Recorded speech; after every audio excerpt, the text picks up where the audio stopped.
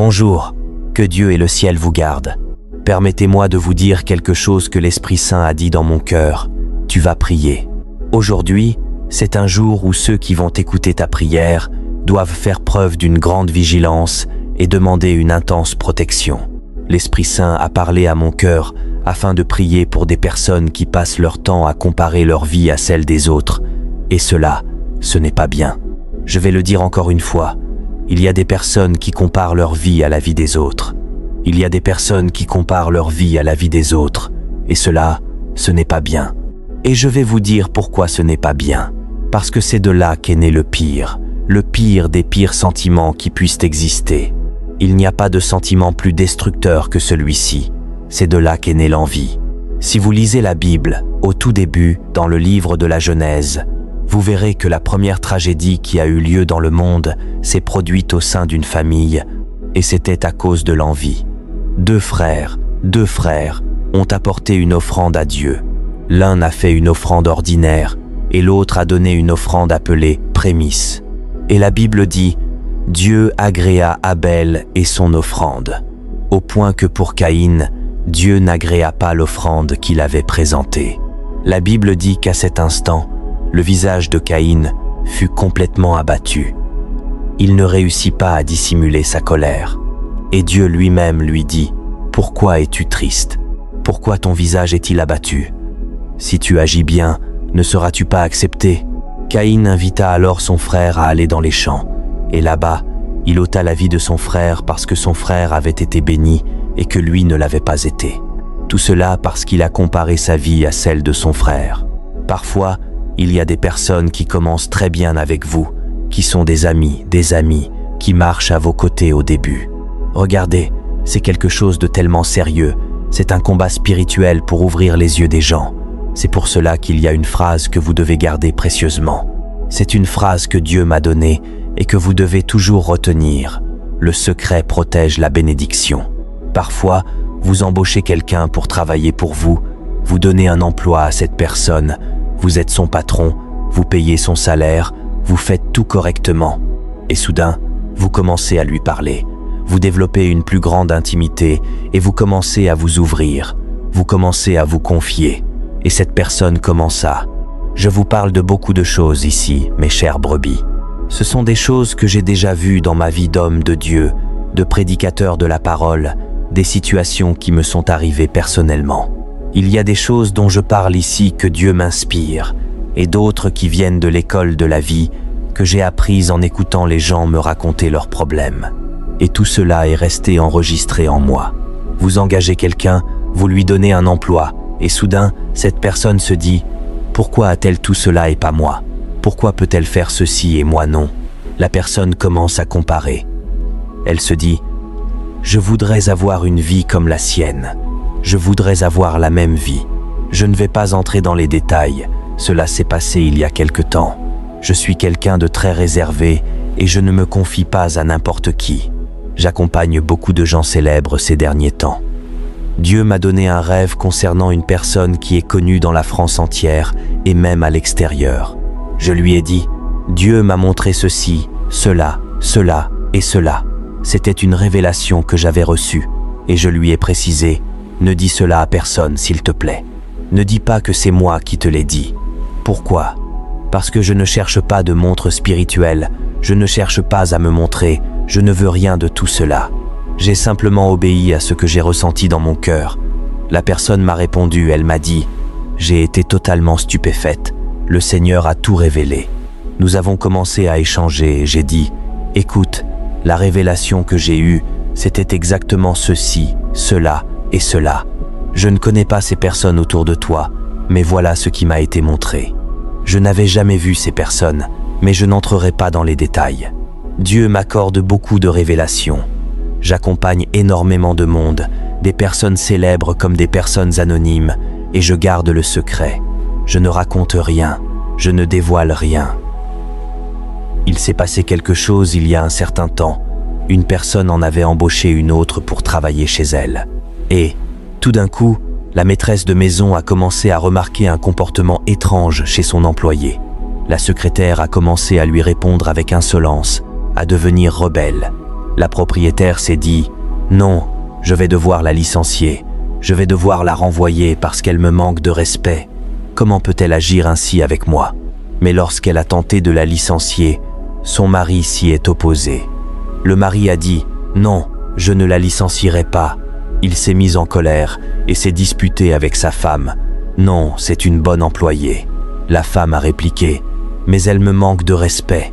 Elle n'accepte aucune de mes directives. Tout ce que je lui demande de faire, elle refuse de le faire. » Morale de l'histoire, elle a fini par découvrir une liaison entre l'employé et son mari. Et pourquoi cela ? Parce que cet employé avait commencé à envier la vie de sa patronne, à observer sa maison, ses biens. C'est comme cela que tout commence. La patronne m'a confié qu'au début, elles n'étaient pas amies, mais elles étaient devenues proches. Pourquoi ? Quand on habite dans une grande maison où il y a peu de monde, il est fréquent que l'on commence à s'ouvrir et à se confier. Parfois, vous parlez à des gens, ils regardent votre vie et commencent à se comparer. Pourquoi a-t-elle cela et pas moi ? Je voudrais tellement avoir la même vie qu'elle. Vous n'avez pas besoin de faire entrer n'importe quel ami ou collègue de travail dans votre maison. Je l'ai déjà dit ici, mais certains ne le comprennent pas. Un ami est un ami, un collègue est un collègue. Un collègue de travail reste au travail.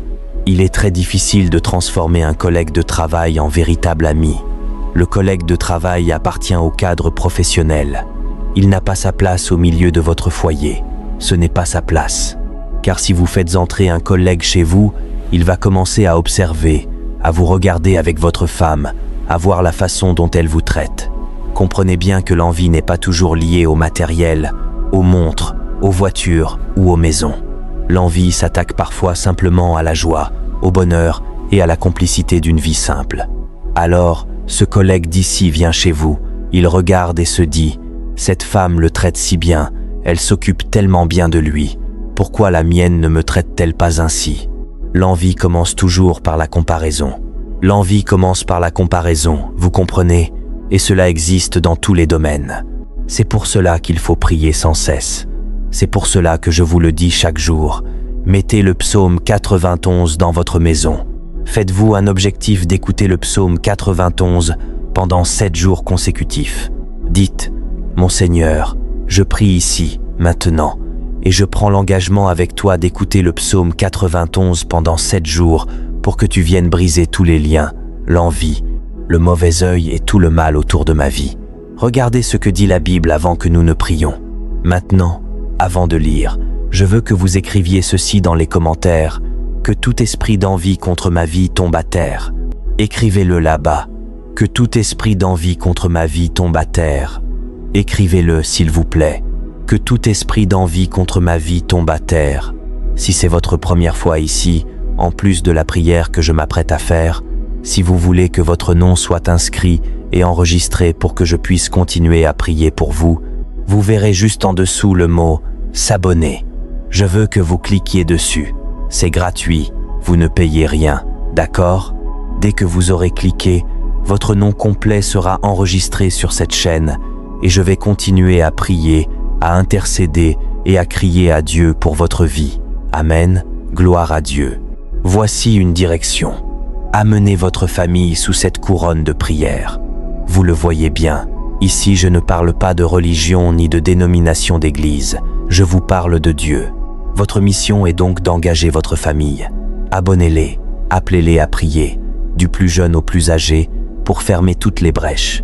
Vous êtes la personne que Dieu a choisie et élevée dans cette famille, pour être une source de bénédiction et pour rapprocher tout le monde de lui. Et pas seulement votre famille, mais toutes les personnes qui croisent votre route. Soyez une bénédiction dans la vie de ces personnes. Amen. Regardez ce qu'est la comparaison. La Bible dit, dans le livre de la Genèse, au chapitre 30, « Voyant qu'elle ne donnait pas d'enfant à son époux, Rachel devint jalouse de sa sœur. » C'est cela, la comparaison. Écoutez bien, elle eut envie de sa sœur et dit à Jacob, « Donne-moi des enfants, sinon je meurs. » Jacob se mit en colère contre Rachel et dit, « Suis-je à la place de Dieu qui t'empêche d'être féconde ?» Regardez ce qu'elle a osé dire à son mari. Voyant qu'elle ne donnait pas d'enfant à Jacob, Rachel envia sa sœur et lui cria, « Donne-moi des enfants, sinon je meurs. » C'est Ah, dire qu'elle a vu sa sœur concevoir, mais elle en était incapable. Elle avait un problème. Elle souffrait d'un problème de santé, son ventre était stérile. Alors elle s'en est prise à son mari en disant « Donne-moi des enfants ». Mais pourquoi a-t-elle demandé cela? Uniquement parce qu'elle a vu sa sœur enfanter. Elle a vu le bonheur de sa sœur alors qu'elle n'avait rien. Elle a dit « Donne-moi des enfants, sinon je vais mourir ». Et son mari lui a répondu « Suis-je Dieu? Suis-je Dieu pour ouvrir ton sein? C'est Dieu qui a fermé ton ventre, c'est à lui qu'il faut demander. Je ne peux pas me substituer à lui. » Parfois, la personne commence par se comparer. Tout commence par la comparaison. Pourquoi a-t-elle ceci et pas moi? Je voudrais la même chose, mais je ne l'ai pas. En premier vient la comparaison, ensuite s'installe l'envie, et enfin surgit la colère. Une colère dirigée contre vous, comme si vous étiez coupable. La personne commence à vous en vouloir parce que vous réussissez et qu'elle échoue, comme si vous étiez responsable de sa situation. Elle devrait plutôt s'adresser à Dieu, car c'est Dieu qui vous a donné ce rayonnement, c'est Dieu qui vous a donné cette onction, c'est Dieu qui vous a donné la force. Vous comprenez? Vous comprenez ce que je suis en train de vous dire? Elle doit. Pardonnez-moi.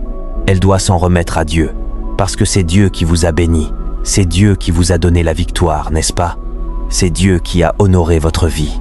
Donc, si elle a des comptes à demander, c'est à Dieu qu'elle doit les demander. Tout commence par la comparaison, puis vient l'envie. Et ensuite, cette envie destructrice grandit. Mais tout cela est réprimé. Nous allons prier maintenant. Nous allons prier à présent pour que Dieu vous bénisse, qu'il intervienne par sa providence et qu'il vous libère de toute forme d'envie. Amen. Nous allons prier le psaume 23 pour que tout esprit de comparaison et d'envie s'écroule à terre. Alléluia. Priez avec moi, avec une grande foi, le psaume 23. Le Seigneur est mon berger, je ne manquerai de rien. Il me fait reposer dans de verts pâturages. Il me dirige près des eaux paisibles. Il restaure mon âme. Il me conduit dans les sentiers de la justice, à cause de son nom. Même si je marche dans la vallée de l'ombre de la mort, je ne crains aucun mal, car tu es avec moi. Ta houlette et ton bâton me rassurent. Tu dresses devant moi une table, en face de mes adversaires. Tu oins d'huile ma tête, et ma coupe déborde. Oui, le bonheur et la grâce m'accompagneront tous les jours de ma vie, et j'habiterai dans la maison du Seigneur pour toujours. Levez l'une de vos mains et déclarez « Ma vie est protégée, ma vie est gardée, elle est bénie au nom du Seigneur Jésus. Tu oins d'huile ma tête, ta houlette et ton bâton me rassurent. Tu dresses une table devant moi, tu oins d'huile ma tête, ta houlette et ton bâton me rassurent. » Levez votre main et déclarez que votre vie est protégée, qu'elle est bénie. Avec beaucoup de foi, priez avec moi le Notre Père. Notre Père, qui es aux cieux, que ton nom soit sanctifié, que ton règne vienne, que ta volonté soit faite sur la terre comme au ciel. Donne-nous aujourd'hui notre pain de ce jour, et pardonne-nous nos offenses comme nous pardonnons aussi à ceux qui nous ont offensés. Ne nous laisse pas entrer en tentation, mais délivre-nous du mal, car c'est à toi qu'appartiennent le règne, la puissance et la gloire, pour les siècles des siècles. Et tu dis « Amen ». Gloire à Dieu. Mes chères brebis, je vous demande de partager cette prière aujourd'hui avec 23 personnes. Prenez 5 minutes pour le faire. Que Dieu vous bénisse pour cet acte. Que chaque personne qui entendra cette prière grâce à vous soit puissamment bénie. Que ces bénédictions se libèrent sur votre route et vous reviennent au double. Amen. Gloire à Dieu. Est-ce que je vous ai déjà dit que je vous aimais aujourd'hui? Je vous aime, mes chères brebis. Que Dieu vous bénisse.